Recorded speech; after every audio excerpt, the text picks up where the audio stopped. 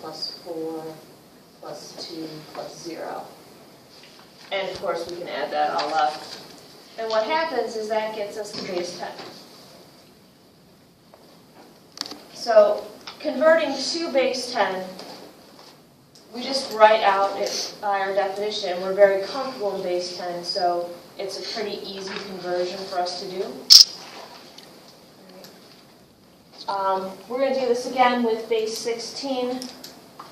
I'm going to stick to 2 and 16 as our other bases because they're commonly used, but there's no reason that we can't do base 5, base 7, base whatever, 237. So, last example I'll bring back here so we have some room for it. So, for base 16 we've got E, 67, VA. And again, base 16, we have too many digits, or hexes as I was calling them before. There's got to be a name for it, but I don't know what it is off the top of my head. So we just use letters, so A will be 10, B will be 11, C will be 12, D 13, E 14, and F 15, just like we only go up through 9 for base 10. So this guy here, we have E times 16 to the 4th, but again, E is 14. And then we have 6 times 16 cubed plus 7 times 16 squared plus B is 11, so 11 times 16, and finally plus A, which is 10.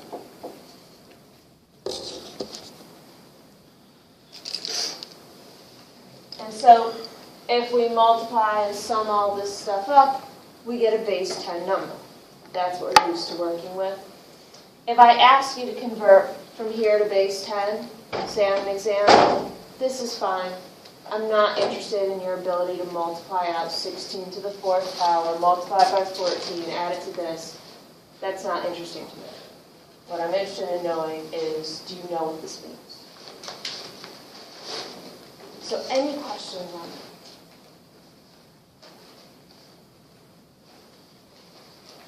that? Okay, so converting to base 10 is pretty straightforward. We just write out the definition and it falls right out because we're comfortable with base 10. Converting from base 10 to a base that we're not as comfortable in isn't quite as easy. And again, it's because we don't have that same comfort level. So we have this algorithm, let's see if I memorize it, to convert back to base 10. And so here we're multiplying, and in our way of going backwards, we're going to do division. We're going to divide by what we want our new base to be. Take that remainder, that'll go in the 0th place. Quotient, well, we'll divide that again by that base. We'll get a remainder, that'll go in the 1st place, and so forth. So, for our example, for converting to binary, we've got this. 1003, converting it to binary.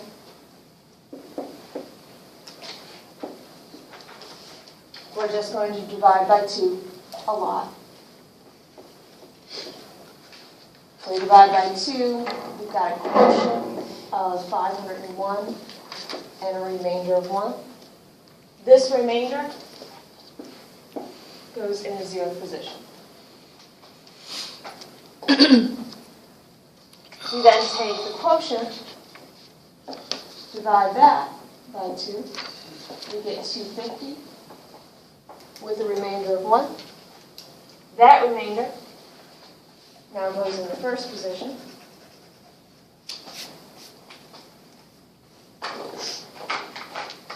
We take that 250, we divide it by 2. 125, this time a remainder of 0 since it's even. So that remainder of 0 goes in our 2 squared position. We take our 125, we divide by 2.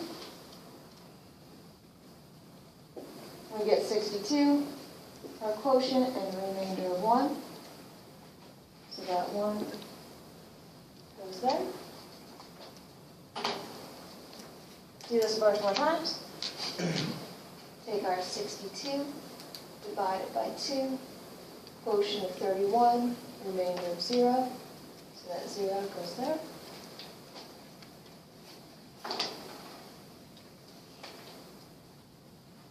Take our 31, divide it by 2, quotient of 15, remainder of 1.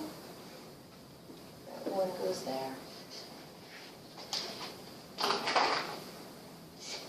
Take our 15, divide it by 2, quotient of 7, remainder of 1.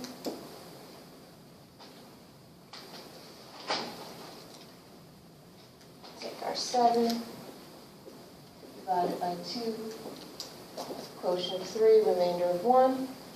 So that remainder goes there. We take our 3, divide it by 2, 1 with the remainder of 1. Like I said, we're going to divide a lot.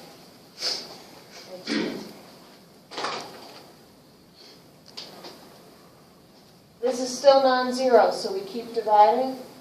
So we take that quotient, which is 1, divided by 2. Now, of course, it goes in there 0 times, but we need that remainder of 1. Now, officially, our definition says that our leading term should be non-zero. However, if you're used to writing in binary, you may choose to put these in the groupings of 4 and start that off with a couple zeros so that everything's in groups of 4. I don't care. So you can either leave it like this or without. Yes. We have a different method to do it. Can we follow ours? Or Sure. As long as it's correct. I used to remember, but I'm drawing a blank. Can you use binary to express decimal number? Yes. You can go on the other side as well. We're not going to deal with that here, but you can do it the same way on the other side. I don't know of it being used very often. Yeah, That just I think might I've be seen it ignorance. once, and it was conceptually. Yeah, so, I don't know. We're not going to do it, but it's certainly possible. Okay. Other questions? Again, if you have a different way that you're used to, especially, for instance, if you're really comfortable with binary, the way that we're really comfortable with base 10, you can do the same kind of thing that we do with base 10 and just be thinking in binary. But this is how you don't really have to be able to think too deeply in binary. All right, and we're going to do this with a base 16 as well. And again, if you've got a different method, it probably applies here too. So, but for our method, it'll be a little bit shorter this time because, well, we're going from base 10 to base 16, so dividing by 16 gets us through a lot faster.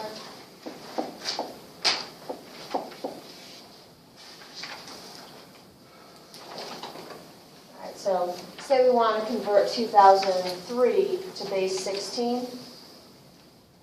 Again, we do this division if we're going to stick to this method.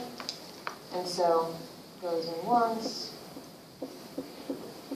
403, so then our 16 goes in there. Into the 40 part twice. And then we have 83, so it goes there 5 times. And we're left with the remainder of 3. That remainder of 3, just like before, goes in the 0th position. Or the 16th to 0, which are not ones. We do the same thing with 125. We divide that by 16. Goes in there 7 times. So we end up with a remainder of 13. Now we're not going to write it like 13 because that's going to be confusing to us. So we go back and we say, all right, well that's a D in our hexadecimal system. And then finally, this is non-zero, so we take that 16, divide it into 7. We've got a quotient of 0, remainder of 7. So that 7 goes there. Now, of course, when you get down here, you could not do this division since we know exactly what's going to happen, but that's officially what's going on.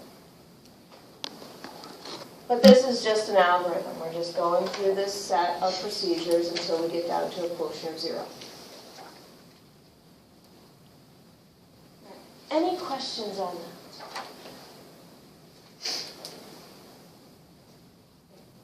If we want to convert between two different bases, we can always convert to base 10 and then out of base 10 this way. For our commonly used computer science kind of bases like binary and hexadecimal, because 16 is a power of 2, they actually convert a little bit more easily if you want to not go through all of that. And so what we're going to use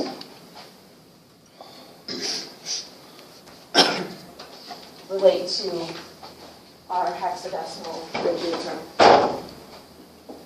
So these guys and our hexadecimal, of course, have our 16 hexes, digits, whatever you want to call them. So our first 10 are fine, and then we do our C, E, F. But in binary, we can represent these same guys as long as we use bit strings of length 4. Of course, if we have all zeros, that's going to be equivalent to 0.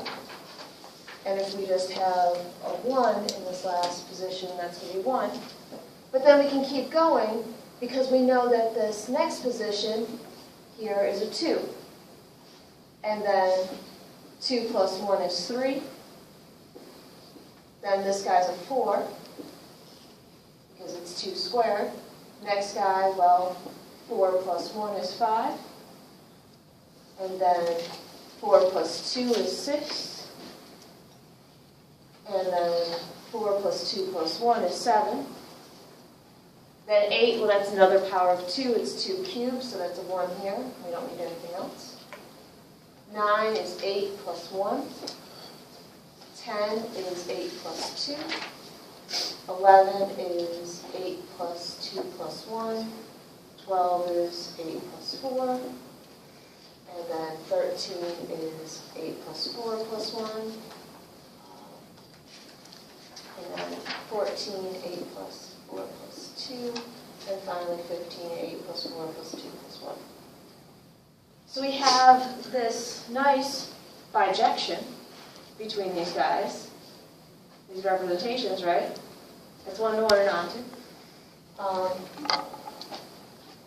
And so instead of doing 2 conversions, we can go directly. So if we have B base 16 to go to base 2, well, my B, or 11, has, again, my 8, my 2, and my 1. My E, which is 14, has 8, 4, and 2. My A, which is 10, has 8 and 2. And finally, my D, which is 13, has 8, 4, and 1. So it's a fairly clean conversion rather than going through. Now, you can always go and convert to base 10 and then convert out. This is just significantly faster.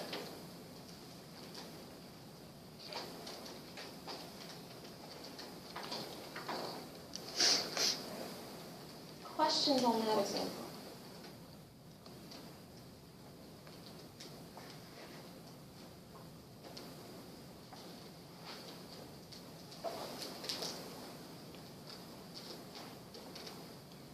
And for me, at least, going the other direction is easier, at least once this thing is broken up, and this is kind of horrible looking there.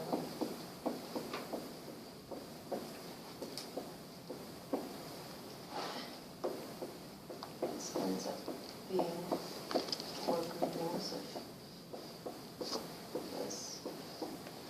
Now, again, you can kind of tell because I was lining with 0, but say you had it just like this, we'll just put a 0 in front. But now we can go and look at this, and like I said, I think it's even easier because we can look at this, and this is 4 plus 2, which is 6, right? And this is 4 plus 1. What's the next one? 8 and 4 are 12. Right.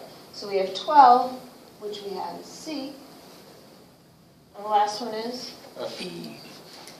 It's going to be F, because it's got 15, right? Yes, Because yeah. you've got that 1 there. Yeah, I can't think.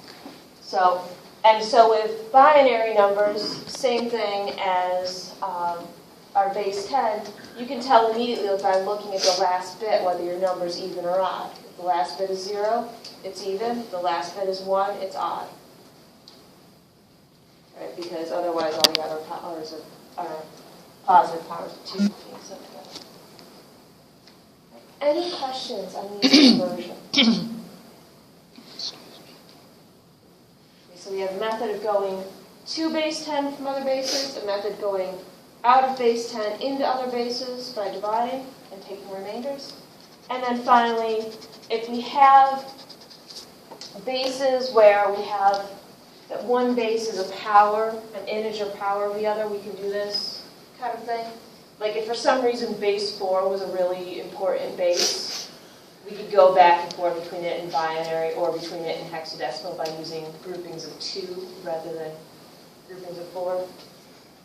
So those are all nice things that we can do.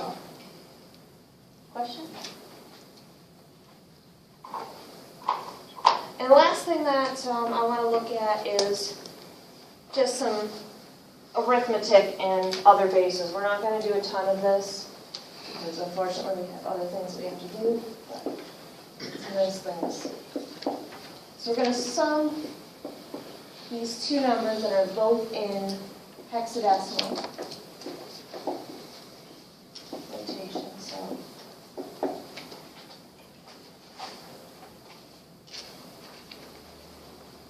now, even when we're summing in base 16, probably we're cheating a little bit because we're so comfortable in base 10.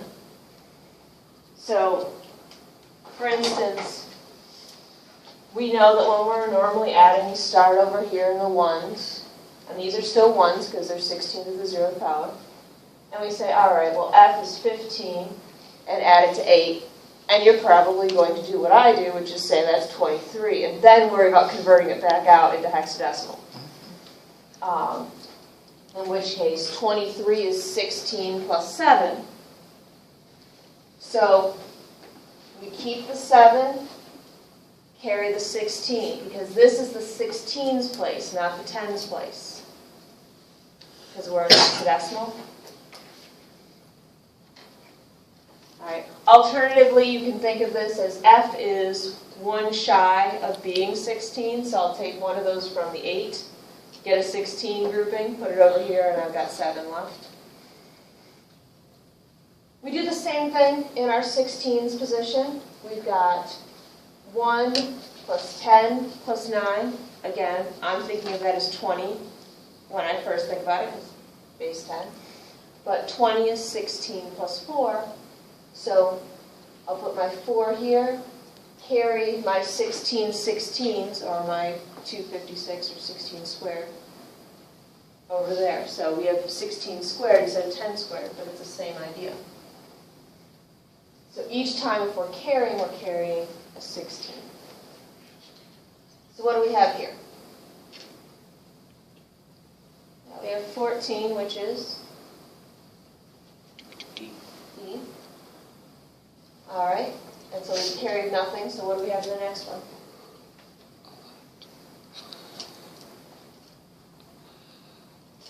Base 10, what do we have? 24. 24, all right, and if we take a 16 out of that, because we know it's over 16, we have, Carry 8. 8.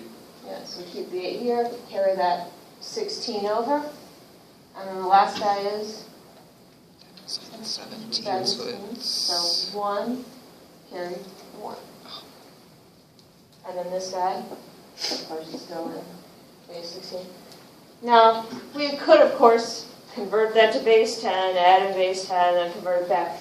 But this is how we add in base 10. So if you want sympathy for someone learning how to add for the first time with all that carrying, practice it in a different base. Because it's exactly the same thing, but it will be just as uncomfortable for you. You can do the same thing with subtracting. But remember that you're borrowing 16s when you need to borrow. You're not borrowing 10s. And then if you really want, you can get to division and multiplication. But it's the same kind of thing. All the tricks and techniques that we learned in base 10, they're the same thing as long as we remember that this is the 1s, the 16s, the 16 squares, the 16 cubes, and so forth. So, any questions on that? And I did gloss over the theorem on the first page of this section, which is just saying that as long as you choose a positive integer for your base, you have a unique way of representing it in these things. So you're not going to come up with two different representations that give you the same integer. When you get to decimals, you have risks. Any questions on this at all? Okay, so the other thing that we're going to focus on are primes and greatest common divisors. So we're not going to finish this section today, but get a decent chunk of the way through, do some fun proofs, it'll be great.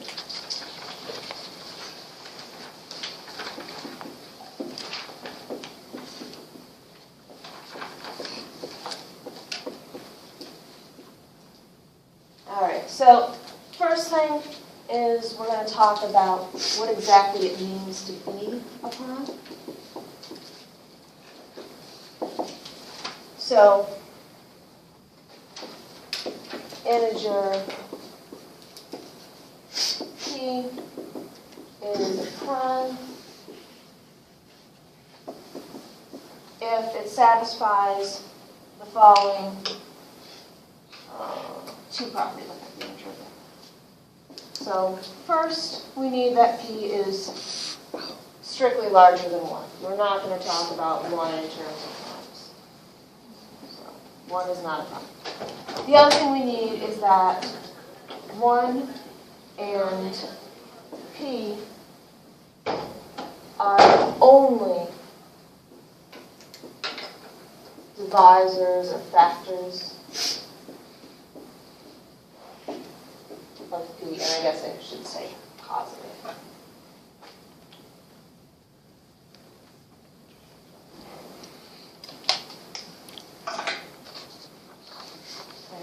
Another way of stating the same definition is to say that p is a positive integer and it has exactly 2 divisors that are greater than 1.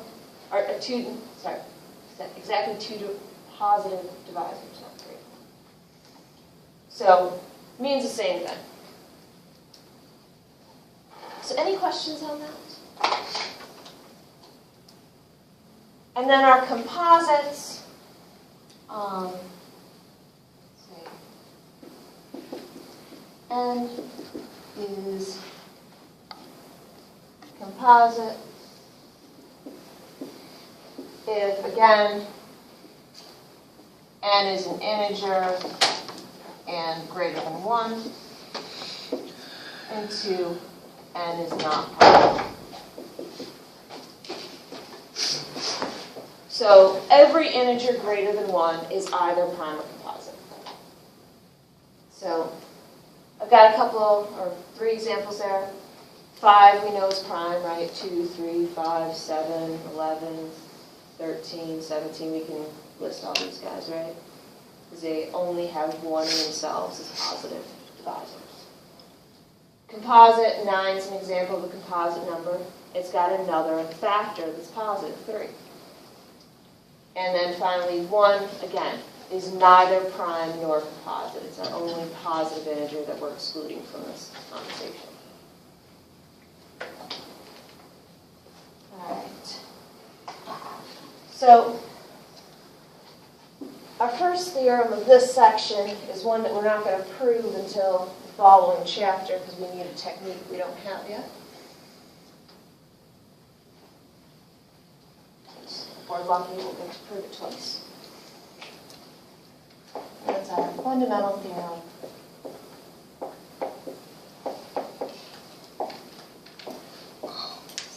of arithmetic. And it sounds awful, it's fundamental theorem of arithmetic, but it actually is kind of a big deal, even though you've probably used the concept behind it before. And what it says is that every integer greater than 1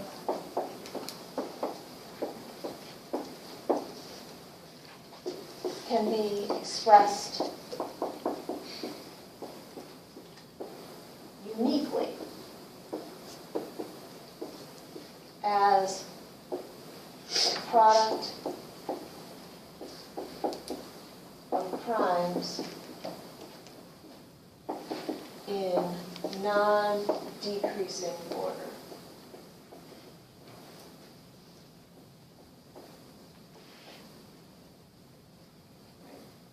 The other way that this theorem is sometimes written is it can be expressed uniquely as a prime or product of primes. I'm saying that if we have a prime, say 3, 3 is equal to 3, and 3 is a product of 1 prime. If you don't like the idea of products of 1 primes, then you just add in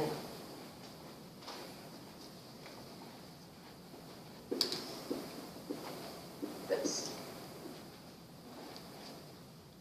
And so that gets you out of that issue. So any questions on that? So this is just saying that when we factor integers, that if you factor it and somebody else factors that same integer, you shouldn't come up with prime factorizations that are different other than possibly the order in which you wrote your primes. You shouldn't get a factor of 7 when your friend doesn't. Something is terribly wrong in that case.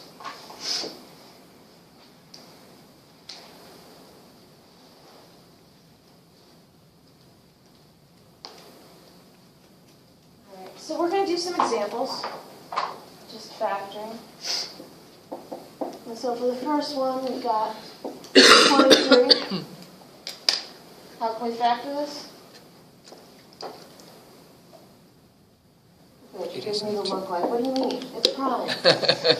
So that's our factorization. Right? So if it's prime, that's the whole thing. And I'm calling this the product of 1 prime, namely 23.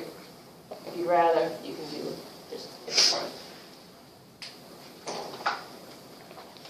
Second one, got 121.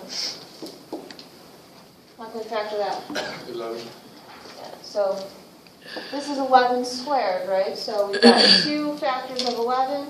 Multiply them together, we get the 121. So that's our prime factorization.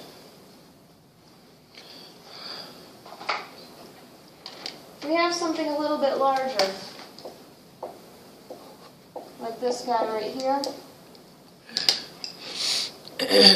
There's different ways to approach this. I'm going to show this with a factored tree. So what's 1 prime, or any factor, doesn't have to be prime, that goes into this? 5. So 5 or 10, whichever one you want there. So say we choose 5. Well, 5 goes into this 25 5 times, and 0 and 4. So this guy we know is prime, so we're done with that. But 504, what's a factor we have there? 2. 2. So we have that 2 goes in there 202 times. 2 is a prime. So Note that. What goes into 252? Another 2. Another 2. 126. Another 2. Another 2. All right. And so then we have. Actually, that's divisible by 3. Yep. All right. So that's divisible by 3. And my tree's getting a little bit messed up, so that goes in there 21 times and 3 times 7. break that up into 3 and 7, so my tree went sideways. All right. So to write this in non-decreasing order, I've got 3 factors of 2, 2 factors of 3, 5, 7 as factors. All right. If I just look at this right here, how many people knew right away that this was divisible by 3 just by looking at this? No. Okay. Yeah, what is it? You can add up the 3 numbers and they're divisible by 3. Right, so, and technically we're adding 0, it just doesn't do anything, but you add up the digits of this guy, and for whatever reason, some people don't get this trick anymore, and it's awful, but you add up these digits, if it's divisible by 3, your number's divisible by 3. And that's an if and only if. So,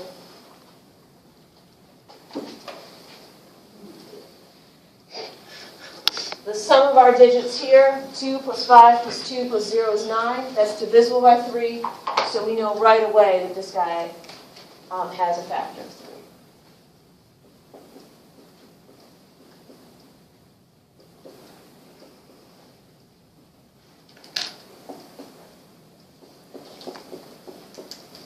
So if you sum the digits of your integer n, I'll just say it's positive, then 3 divides n if and only if 3 divides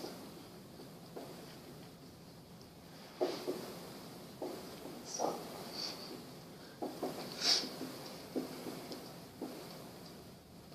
You can do the same trick with 9, but of course you can just do it with 3, and then if it still is, then add it again.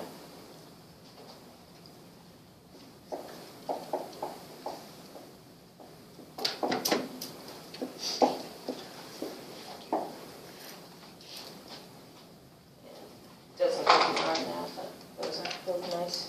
These are actually nice little induction proofs. I know about it. We'll see. Another thing is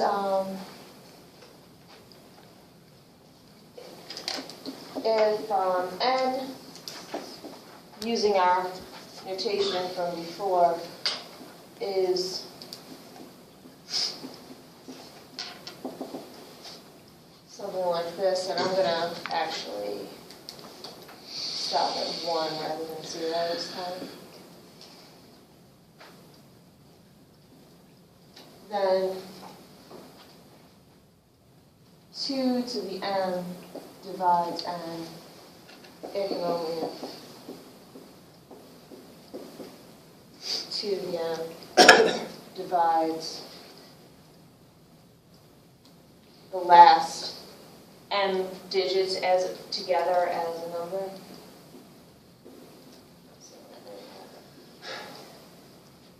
So in other words, I look at this and I immediately know that 4 divides this number because 4 divides 20. If I wanted to, I could see that 8 divides this because 8 divides 520, but that's a little bit less clear. We already know about the 2 normally, right? We just look at the digits there. Same thing with 5. So those are a couple tricks that you may or may not have seen. Kind of helpful. Any questions on this or those tricks? Alright, then our last example is 221.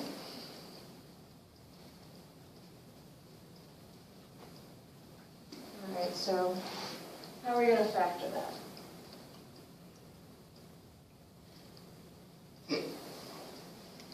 All right, is 2 divided? 3? No. 5? No. 7? No. 11? Right. 13?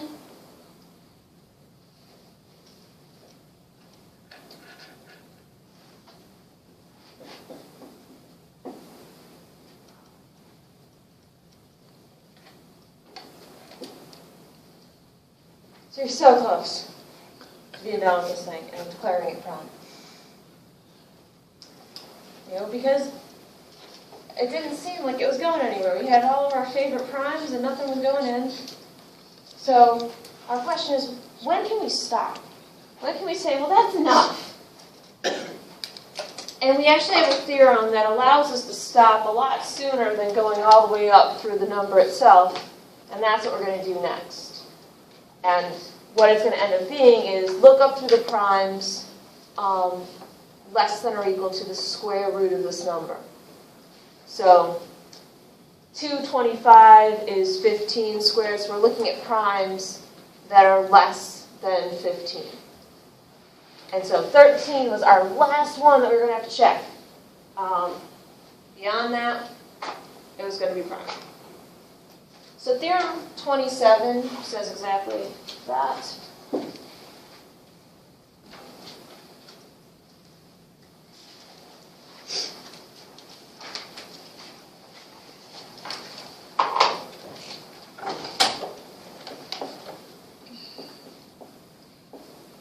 So if n is composite,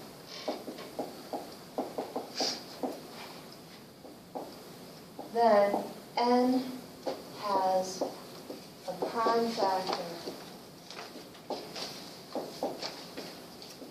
that is at most the square root of n.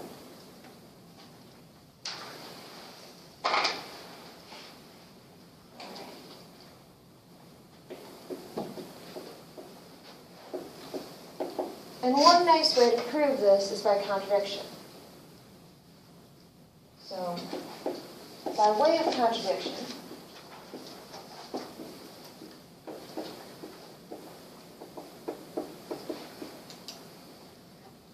we'll assume that this is false. So, what's the opposite of this statement? Suppose not. Yeah, so suppose not. What does that mean? N is not a composite. But if n is not a composite, then we don't have to worry about the conclusion, right? So we're not concerned about non-composite numbers. N does not have a prime. M does not have a prime factor that it's at most or the square root of n. Yeah. So we essentially have a P implies Q, right? So to make this false, we need to have P but not Q, and this is universal, so we need to have at least one example where it doesn't hold up. So we'll suppose that we've got this n that satisfies a hypothesis. So suppose n is a composite number such that all its prime, all of n's prime factors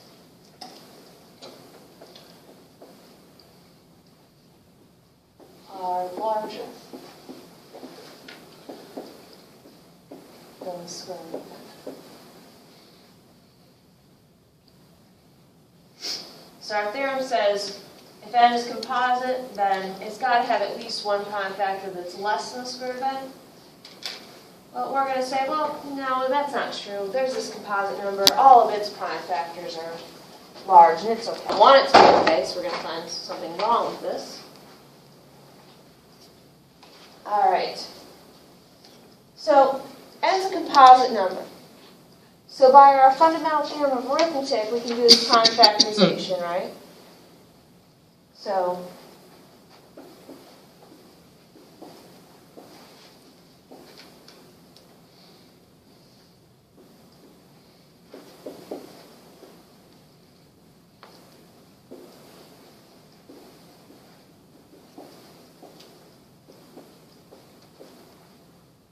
n is equal to P1 times P2 all the way out through some pk,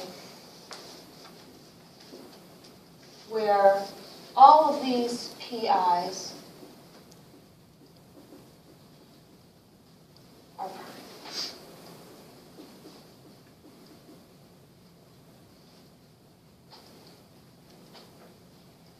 And since n is composite, we know there has to be more than one of these guys. So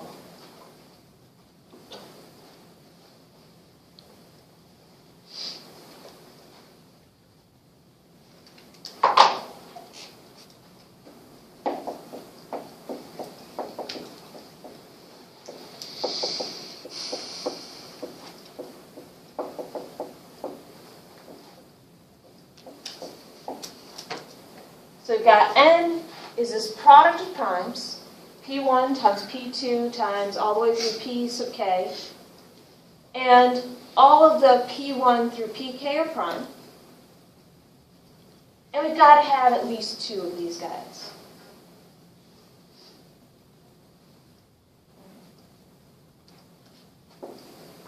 Now let's look at these guys. So P1 is a prime factor of n, so what do we know about it, according to our assumption?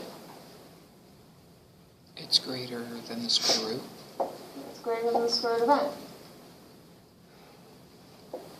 Also, if we look at the product of the rest of these guys,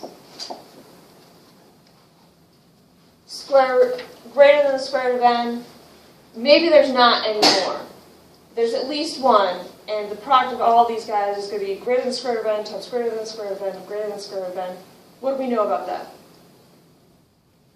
Whether there's 1 or 50 of them.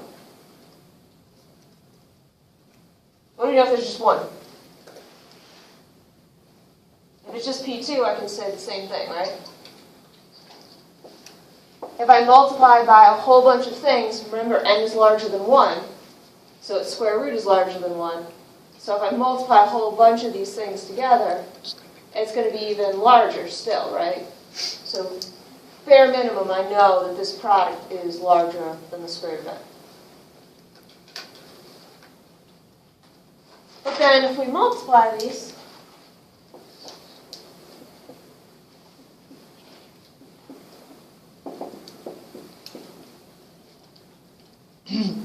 well, I've got something larger than the square root of n times something else larger than the square root of n.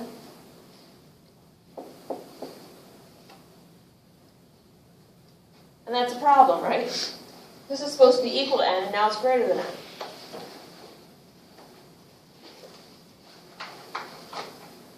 So this is a contradiction.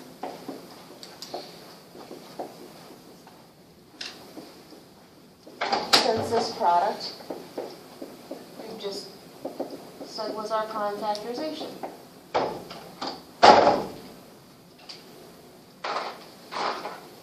And the only assumption that we made was that n was a composite number, so that all of its prime factors were larger than the square root of n. So thus, if n is composite,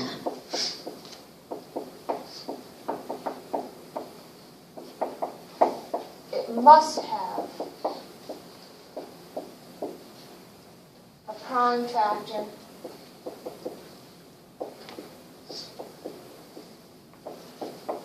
that is at most the square root of n. And actually, actually, we can use our proof to do more than that. We can say that there is at most one factor, one prime factor that's greater than the square root of n. Right? Because we saw what happened when we had at least two factors be greater than the square root of n. But this is what we really need to help us with factoring. It breaks it down a lot. It says we don't have to check nearly as many things. So any questions on this?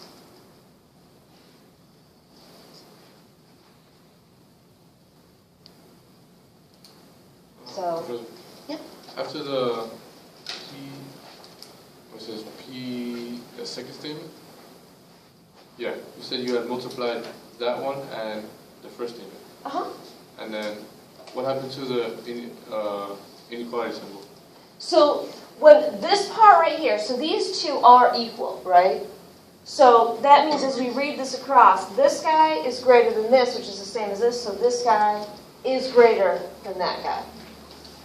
So, Yeah. but it's supposed to be equal.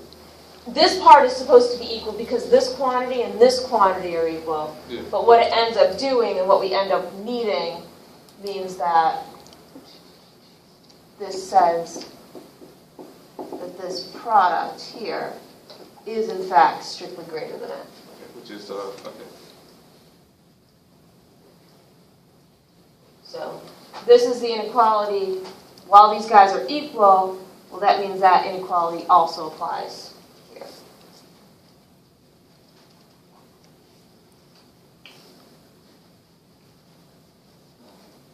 Other questions on this?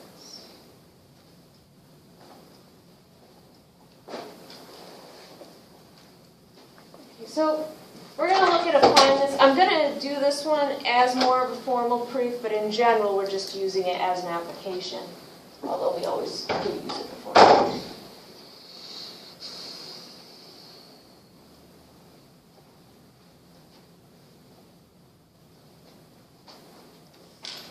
So we're going to prove that 127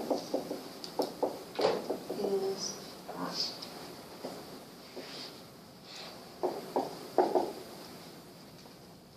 Okay. So, according to our last theorem, what do we need to check? If it has any factors? If it has any factors, and where can we stop looking for prime factors? Square root of, of our n, which is 127. So, by our previous theorem,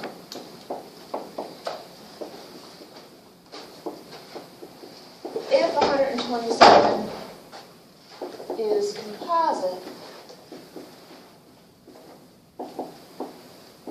it must have a prime factor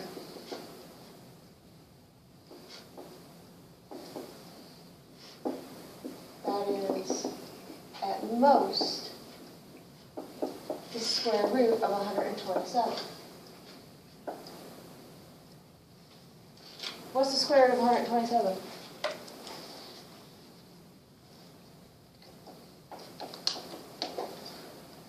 What's something that's nicer that we know about? Greater than 11, less than 12.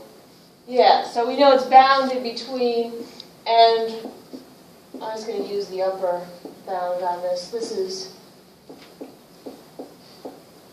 strictly less than the square root of 144, which is 12. And so what our first statement actually means is that if 127 is composite,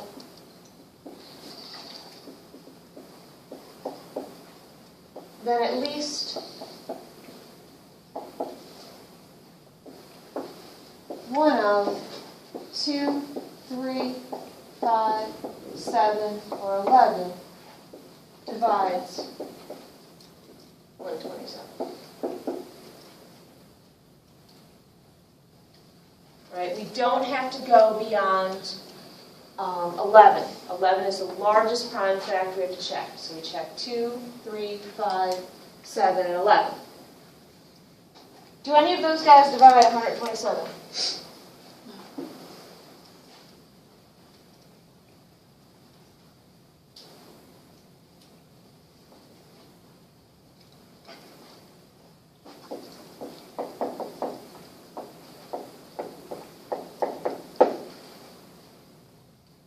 so we go through, we check, and normally something of this nature we would not write out the computations on, we would just say, yeah, there's 5 of them, check them yourself. All right, they don't. Hence, 127 is prime. So if you were asked to prove that a number is prime, this is how you could formally prove it. Now, chances are you're going to use this much more often in an application, trying to figure out whether something is prime or not and checking. And this allows you to check a lot less, whether you're doing it by hand or whether you're having a computer set up to do it. You know, you want to set it up for as few computations as possible. So, might as well use it right now. All right, any questions on that?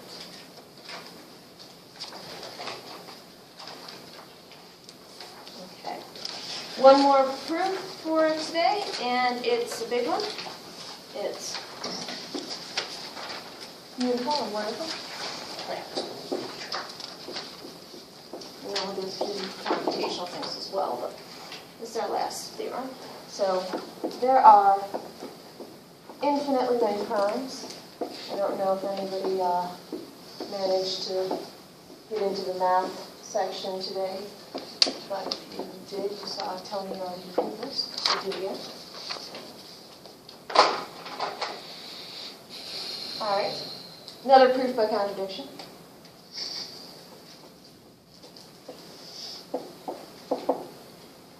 So, suppose not.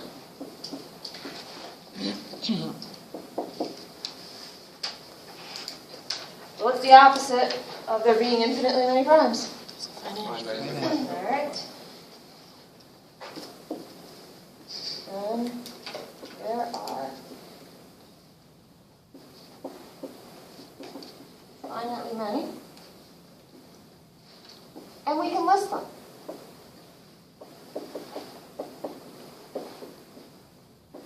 We can list all of them.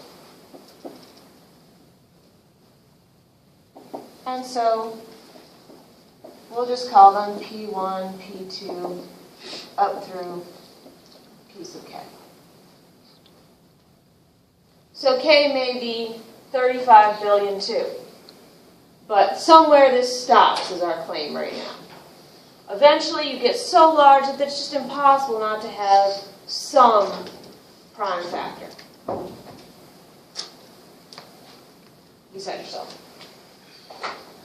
And of course, we're trying to prove the opposite of this. We're going to say, no, actually, we can make or find primes that are as large as we want. We have enough computational. All right. So what we want to do is somehow show that no matter what kind of list you bring, I can always find something else that's not on this list that doesn't have any of these guys as a divisor. Because these are all the primes, so in theory, everything else should be products of these guys. So now we'll consider some other number, n, which is the product of all of these guys. Well, that's not very helpful. It's divisible by all of them. Until we do that. And that ruins it, right? Now, none of these primes divide that number, right? Because they all divide this, but then with this they're going to have a remainder of 1.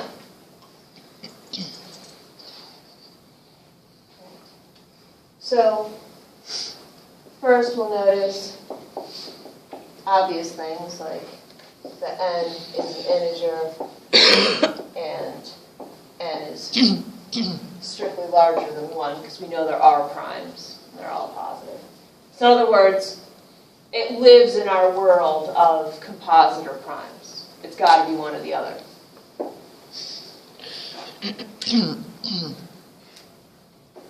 So also, no matter what of these PIs I choose, it doesn't divide n.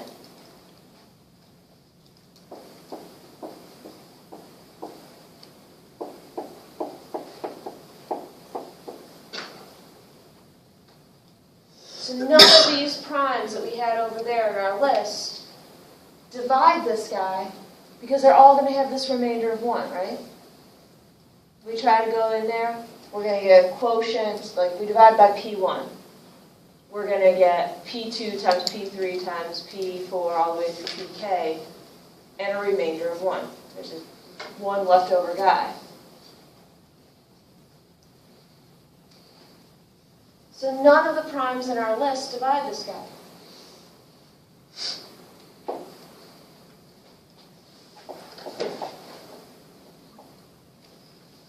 Alright, hence n must be a new prime. And that's by our fundamental theorem of arithmetic.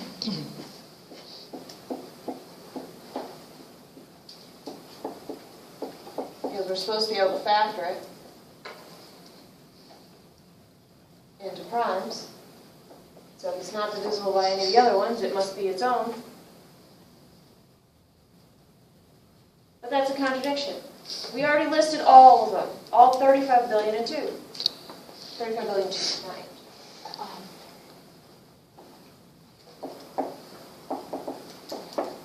So this contradicts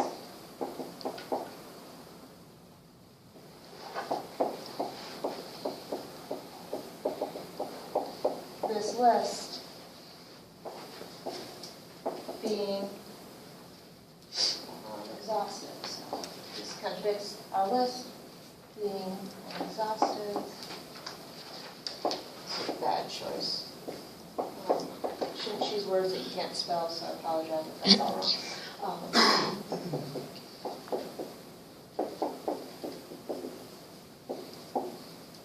And so our only option is that our assumption must be wrong, hence there are an infinite number of primes.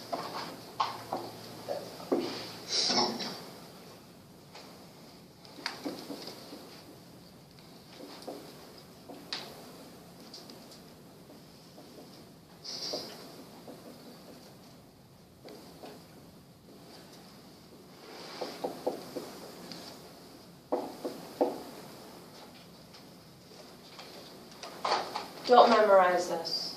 It's impossible to memorize without understanding and getting things right. So, first off, we start off with this list. Right, so if there's finitely many, we can list them all. And then here, remember that we've got this product, and then of course, the ever important +1 to make it so that it's not divisible.